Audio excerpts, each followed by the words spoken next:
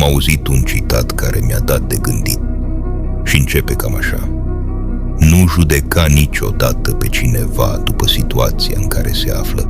Timpul are o putere uluitoare de a transforma un simplu cărbune într-un diamant prețios.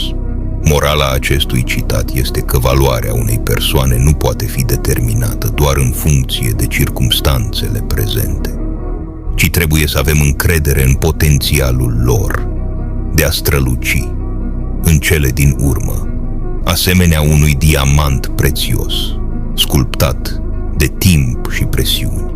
Dacă ne urmărești proiectul, felicitări, ești pe cale de a deveni cea mai înțeleaptă versiune a ta.